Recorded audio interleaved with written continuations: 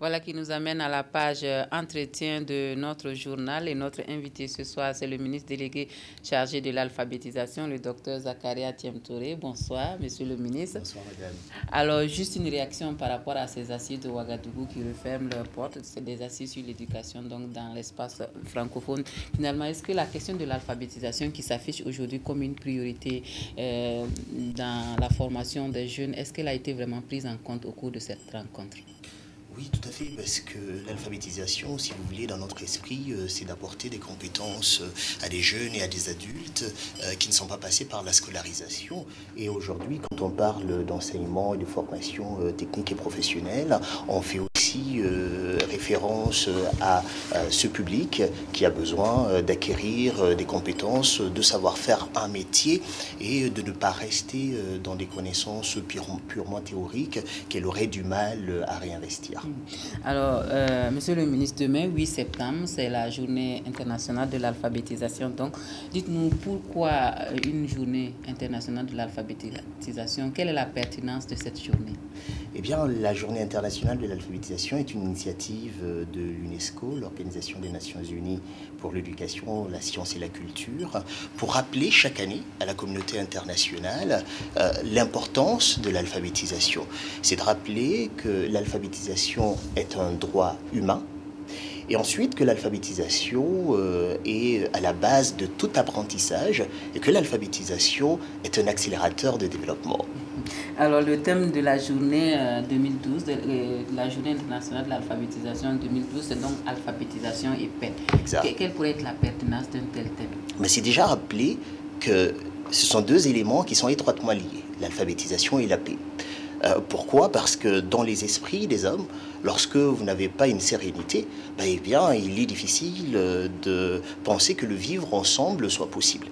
Et par l'alphabétisation, on donne les moyens aux populations de jouir de leur liberté.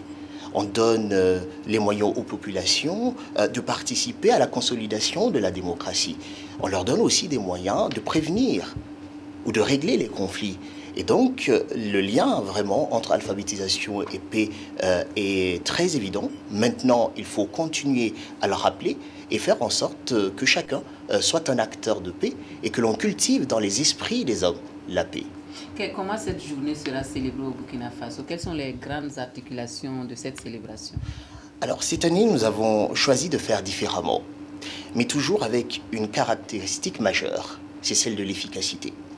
Nous avons défini un certain nombre d'activités, notamment en début de semaine, nous avons pu installer le cadre de concertation pour l'éducation non formelle, pour la promotion de l'éducation non formelle. Il s'est agi de réunir l'ensemble des acteurs, l'État, la société civile, le secteur privé, pour que l'on partage des idées et que l'on se rappelle que l'alphabétisation est l'affaire de tous, que les populations analphabètes ne sont pas la propriété d'une partie des acteurs et que ce qu'elles attendent de nous, c'est d'être efficaces. Donc à l'issue de cela, nous avons aussi retenu des activités qui parfois peuvent ne pas être directement dans le champ de l'alphabétisation. C'est par exemple cette émission spéciale que la télévision nationale a accepté d'organiser, et c'est l'occasion du reste pour moi de remercier tous ceux qui ont permis de concrétiser ce projet. C'est une émission spéciale en langue morée à 1 heure de grande écoute, donc en direct, et juste après ce journal, et pour parler de questions qui intéressent les populations, dans une langue qu'elles comprennent. Aujourd'hui, nous commençons par le moré, mais notre ambition, c'est de pouvoir organiser ce genre de débat, d'échange sur des questions qui préoccupent la nation entière dans les principales langues de notre pays. Et tout cela sont des initiatives que nous avons retenues cette année, une fois de plus, pour rester dans des actions utiles, pertinentes. Les grandes mobilisations, on n'en aura pas dans l'immédiat, mais nous avons pensé faire la place à la réflexion, faire la place à la concertation. Donc avec cette émission sur les élections, animée par des journalistes en langue morée, avec une participation du public pour poser des questions, pour s'intéresser à ce qui se passe, parce que toutes ces questions, quand elles sont débattues uniquement en français, c'est une bonne partie de la population qui est exclue. Tout Tout à fait. Alors finalement, est-ce que vous pouvez nous faire un peu le point de la situation de l'alphabétisation au Burkina Faso, vraiment de façon très rapide?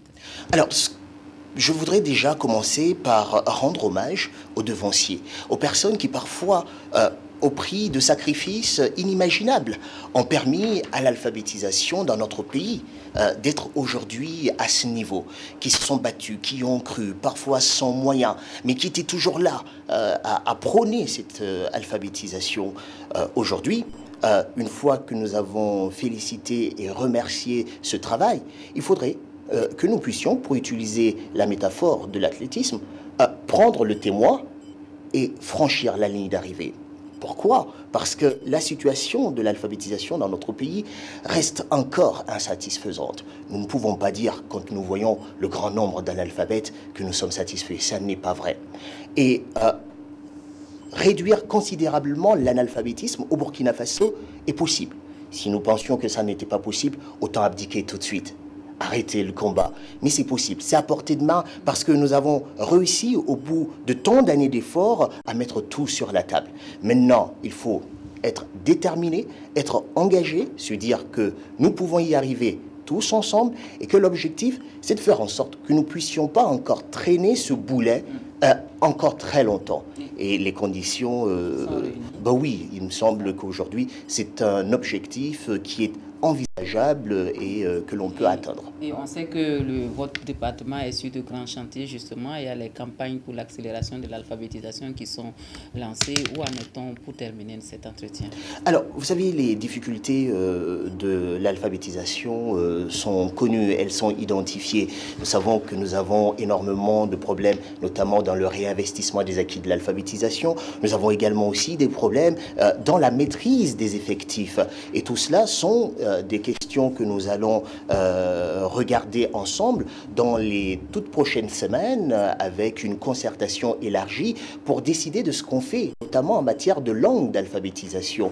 Quand vous avez un environnement qui est alphabétisé dans des langues nationales et un autre environnement qui fonctionne dans une autre langue, il faut se poser ces questions. Donc aujourd'hui, nous sommes en train d'y réfléchir et en même temps que la réflexion se mène, il y a aussi l'action sur le terrain.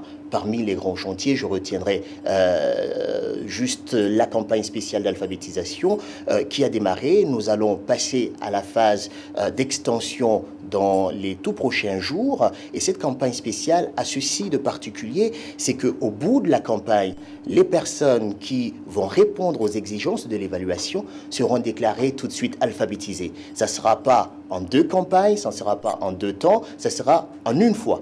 Et ensuite, on aura aussi l'introduction du français oral dans le cadre de cette campagne. En plus des langues nationales, donc, on aura du français oral pour tous ceux qui participeront à cette campagne. J'aurai probablement l'occasion de revenir sur la question de la campagne spéciale d'alphabétisation. Tout le monde est invité à y prendre part et naturellement, nous accordons beaucoup d'importance à la réussite de cette campagne qui sera pour nous un temps d'un nouveau départ. Merci, Monsieur le ministre. Merci d'être passé sur notre